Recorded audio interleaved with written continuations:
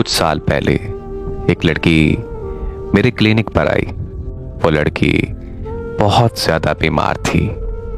मैंने उसका चेकअप किया। यकीन जाने कि वो बहुत खूबसूरत थी।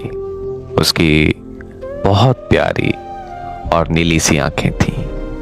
न जाने मुझे क्या हुआ, मैं पहली नज़र में ही उस पर दिल हार बैठा।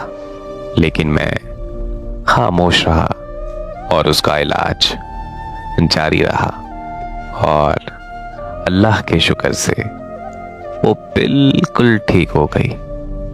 जब वो आखिरी बार मेरे पास आई तो मैंने बहुत हिम्मत करके उसे कहा कि क्या आप मुझे अपना नंबर दे सकती हैं। ये था तो मेरे शोबे के खिलाफ, पर मैं जवान था और नादान भी। उसने मेरी तरफ देखा और उसके बाद उसने मुझे अपना नंबर दे दिया। वो इतनी खूबसूरत थी कि मैं बता नहीं सकता।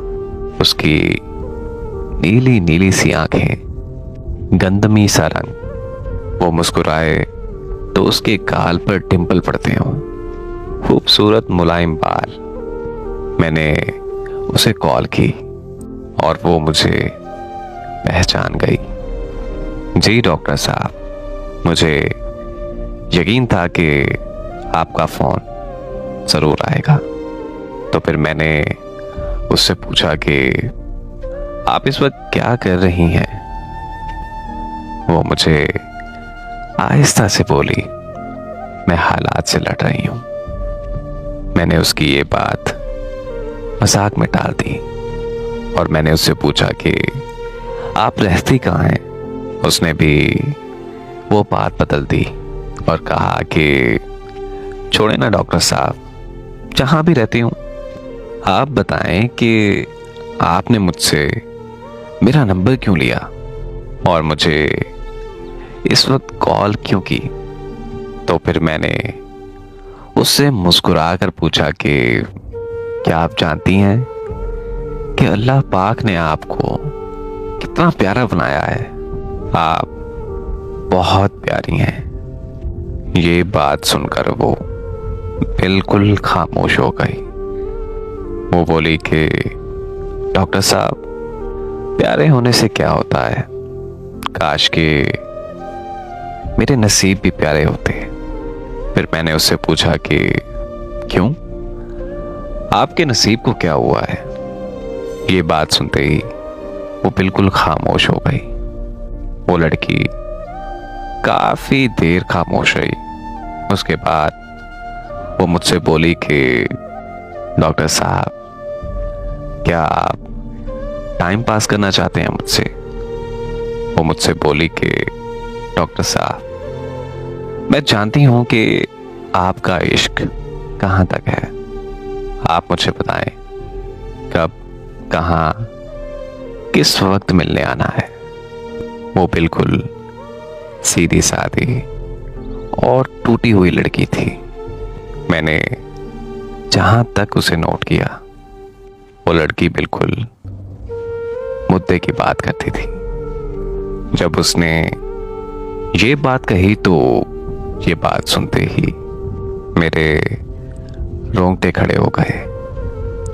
फिर मैंने उसे कहा कि तुम्हें ये बात करने से पहले सोचना चाहिए था कि मैं ऐसा लड़का नहीं हूं। फिर मैंने आहिस्ता आहिस्ता बात बढ़ाई और उस बात को टाल दिया। मैंने उससे पूछा कि तुम्हारी फैमिली में कौन कौन है। वो बोली कि बस 2 छोटी बहनें और एक मेरी अम्मी है। फिर मैंने उससे पूछा कि घर का खर्चा कैसे चलता है। इतने में अजान हुई और उसके नमाज का वक्त हो गया। वो मुझे कहने लगी कि मैं नमाज पढ़ के फिर उसके बाद आपकी बात का जवाब देती हूँ। जब तक वो नमाज पढ़ने गई, मेरे दिलो दिमाग में वो लड़की और उसकी वो सीधी सीधी बातें घूमने लग गई। ऐसा लगता था कि वो लड़की अंदर ही अंदर से टूटी हुई है, किसी ने उसके जज्बात के साथ खेला है, वरना वो ऐसे सीधे सीधे जवाब ना देती।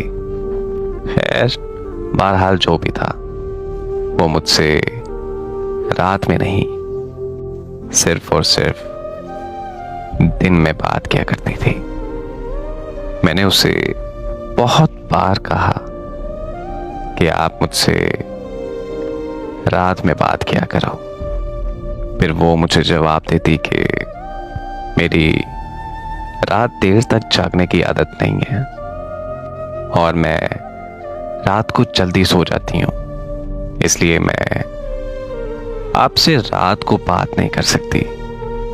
खैर, हमारी बात का सिलसिला मुसलसल चलता रहा और ऐसे ही हमें एक दूसरे के साथ बात करते हुए 1 साल हो गया। पता नहीं वो मुझे क्यों अच्छी लगने लग गई थी। वो बिल्कुल सादा लड़की थी और उसकी इसी सादगी पर मैं कुर्बान हो गया। मैंने उससे शादी का इरादा कर रखा था। मैं उससे प्यार से ज्यादा उसकी बहुत इज्जत करता था। वो बहुत नेक और 5 वक्त की नमाजी लड़की थी। सिर्फ उसी लड़की की वजह से मैं 5 वक्त की नमाज पढ़ने लगा। उसके साथ मुझे अपनेपन का एहसास होने लगा। वो खाने के वक्त मुझसे प्यार से पूछती कि क्या आपने खाना खा लिया है। मैं अगर खाने से लेट हो जाता तो वो मुझे डांटने लगती थी।